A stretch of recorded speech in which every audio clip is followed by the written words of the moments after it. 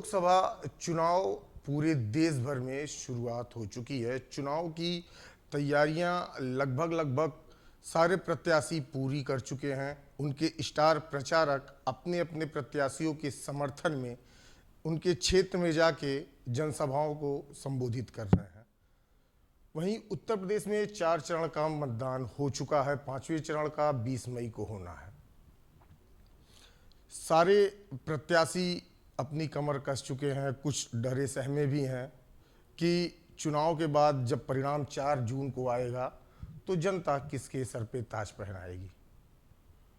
इसी कड़ी में हमारे सबसे महत्वपूर्ण विभाग कहे जाने वाले और धरती के भगवान कहे जाने वाले स्वास्थ्य विभाग यानी कि चिकित्सा अधिकारी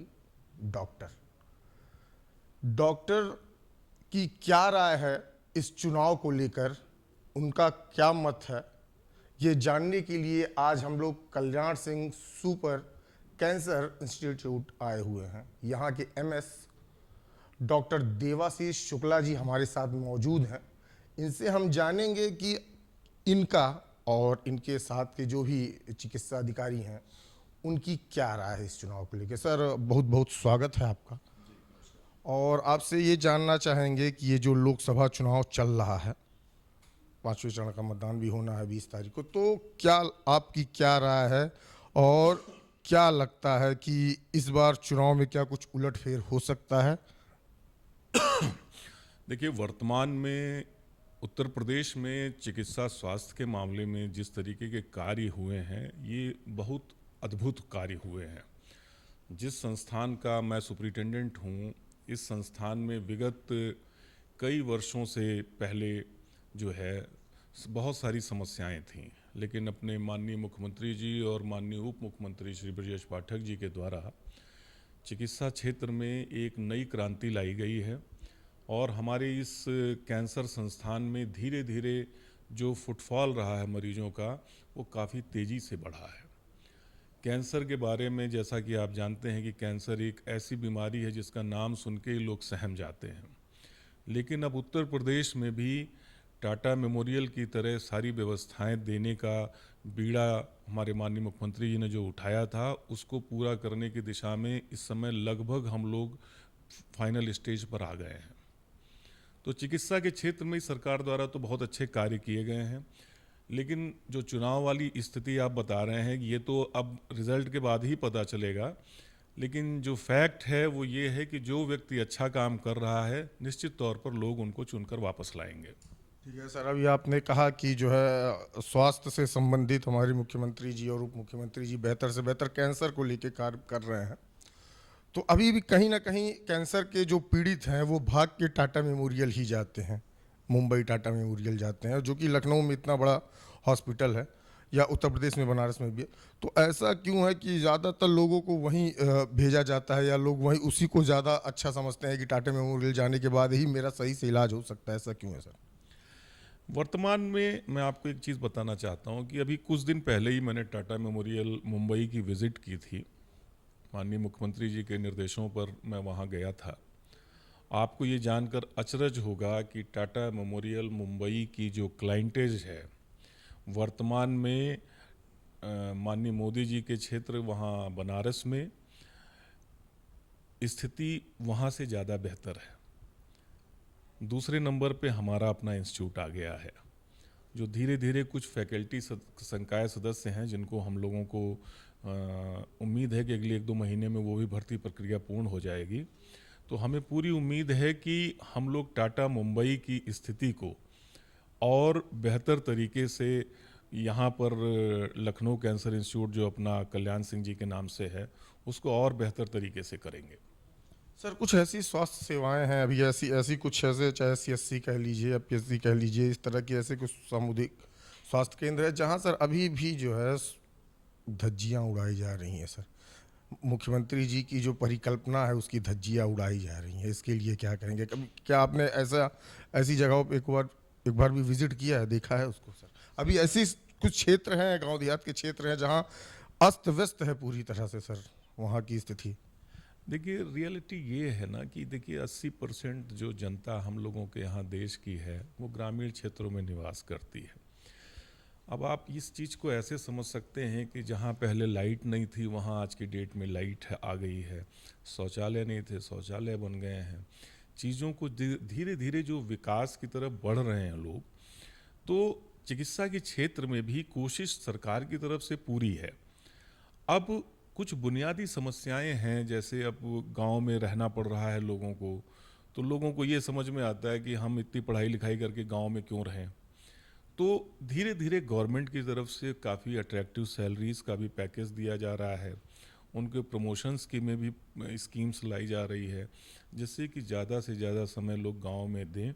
और जिस तरीके का प्रयास हो रहा है उसमें सीएससी पीएससी पर भी अब काफ़ी सुविधाएं दे दी गई हैं, जिसको हमें लगता है आने वाले समय में ये जो भीड़ बाहर लखनऊ दिल्ली बॉम्बे भागते हैं लोग, वो काफ़ी हद तक सीएससी पीएससी पर ही मैनेज हो जाएगी।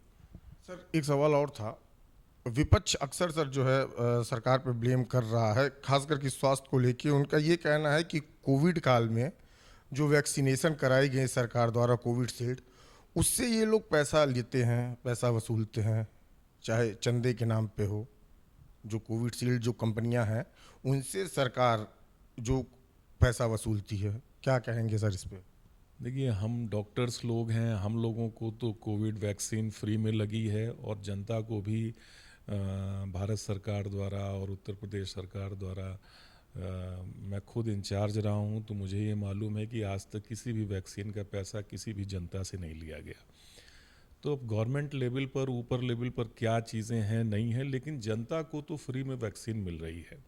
तो हम लोगों को तो यही है कि उस समय कोरोना काल ऐसा था कि पूरा विश्व के समझ में नहीं आ रहा था कि ये एक ऐसी बीमारी आ गई, इसका निस्तारण हम कैसे करें।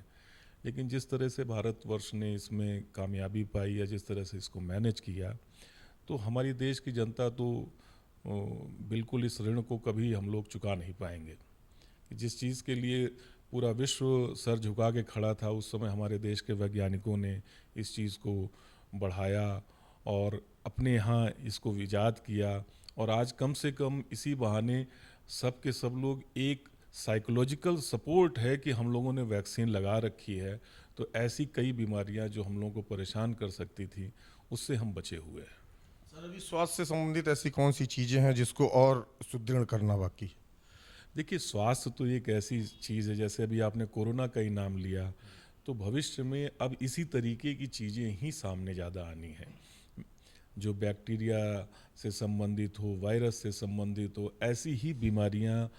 कैंसर का मैं बताऊं, कैंसर में जिस तरह की स्थितियां हो रही हैं कि हर 5वां 10वां आदमी अब कैंसर से पीड़ित होता दिखाई पड़ रहा है, कम कम उम्र में लोगों को कैंसर की डायग्नोसिस बन जा रही है।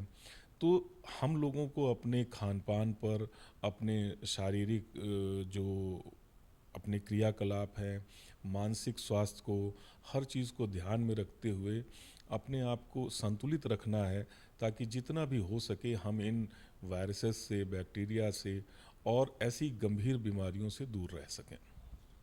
सर एक सवाल और था। ये जो वैक्सीनेशन जो लोगों को हुआ, तो लोग बताते हैं, मतलब लोगों का कहना है, चाहे वो विपक्ष इसका मुद्दा उठाई हो, कोई भी कहता हो, लोग ये कहते हैं कि इससे हार्ट अटैक की समस्याएं ज़्यादा होती हैं। तो क्या सर ऐसा है?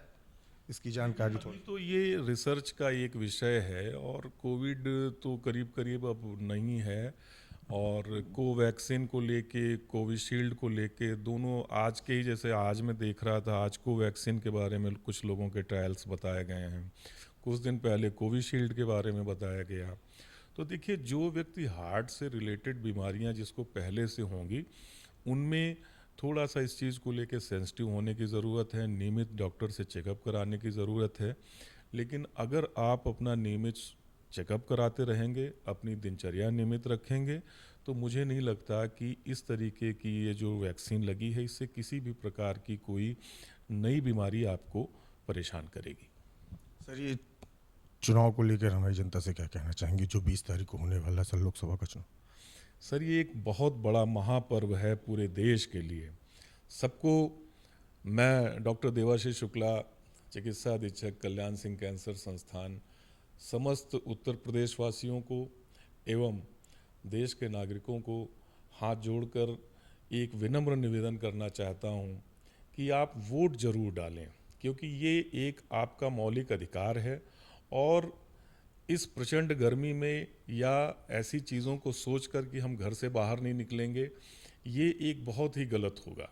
क्योंकि जब आप खुद अपने आप से चुन के सरकार लाएंगे तो आपको हर चीज़ को कहने का हक है, हर चीज़ पूछने का भी हक है। जब आप घर बैठे रहेंगे तो फिर घर बैठकर कोई चीज़ आप सही नहीं कर सकते। इसलिए हर व्यक्ति को जो चुनाव में वोट डाल सकता है, घर से बाहर निकले और मतदान अवश्य करे।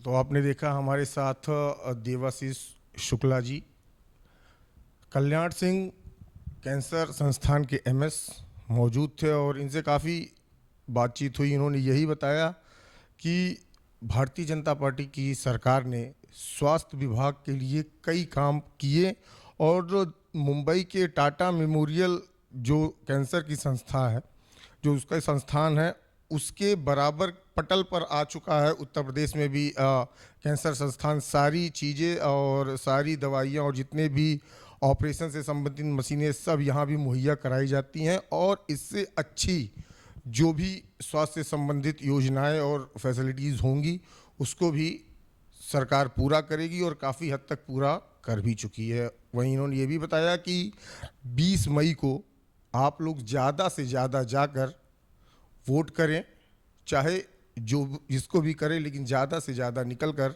अपने घरों से धूप ना देखें और जो आपका मौलिक अधिकार है मतदान, उसको अवश्य करें। वीडियो जर्नलिस्ट शैलेंद्र कुमार शर्मा के साथ गौरव उपाध्याय, जनमत न्यूज़, लखनऊ।